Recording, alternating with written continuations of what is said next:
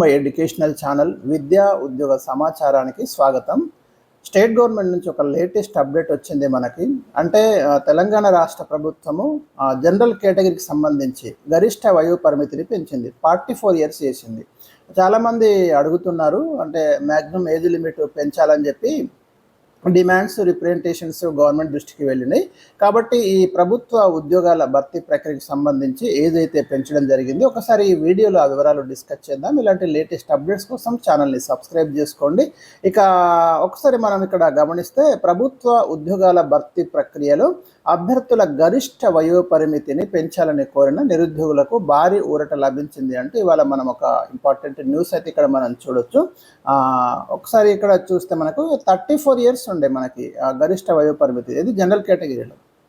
ఇప్పుడు దాన్ని ఏం చేసిందంటే 10 ఇయర్స్ పెంచిండు. 10 ఏళ్ల సడలింపుతోటి ఇది 44 ఏళ్లకు పెరిగింది. సిఎస్ రామకృష్ణారావు సోమవారం అంటే నిన్న మనకి ఉత్తర్వులు అయితే జారీ చేయడం జరిగింది. ఇది మనకి ఎప్పటి వరకు ఇంప్లిమెంట్లో ఉంటుందంటే 1 ఇయర్కి ఇది వర్తిస్తుందని చెప్పడం జరిగింది. అంటే నాకు తెలిసిన నోటిఫికేషన్స్ అయితే ఈ ఇయర్ దాదాపుగా వస్తాయి. దాన్ని దృష్టిలో పెట్టుకొని ప్రభుత్వం ఈ నిర్ణయం తీసుకున్నట్టు మనకు అర్థమవుతుంది.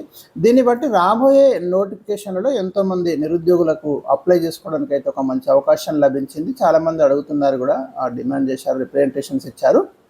సో దాని అన్నింటినీ దృష్టిలో పెట్టుకొని గతంలో కూడా పెంచడం జరిగింది. సో ఇప్పుడు కూడా ప్రభుత్వం తాజాగా 1 ఇయర్ మనకి వ్యాలిడిటీ తోటి ఈ 10 ఇయర్స్ అయితే ఎక్స్టెండ్ చేయడం అనేది జరిగింది.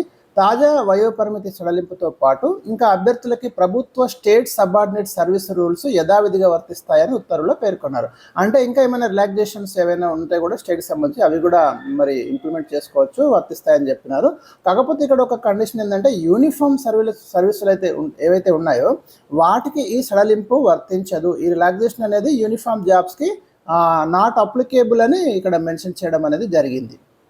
ఇది దృష్టిలో ఉంచుకొని మిగతా వాటికైతే ఈ సడలింపును ఉపయోగించుకోవచ్చు. సో ఇది మనకి తాజా అప్డేట్ అని చెప్పుకోవచ్చు. మొత్తం మీద నోటిఫికేషన్స్ రావడానికి ఒక మార్గాన్ని సుగమం చేస్తున్నట్టు మనకు అర్థమవుతుంది. కాబట్టి ప్రిపరేషన్ అయితే స్టార్ట్ చేయండి. ఇంకా ఏమైనా అప్డేట్స్ ఉంటే తప్పకుండా నేను ఈ ఛానల్ ద్వారా మీకు అందించే ప్రయత్నం అయితే చేస్తున్నాను. Thank you for watching. మీరు వీడియోని అయితే షేర్ చేయండి.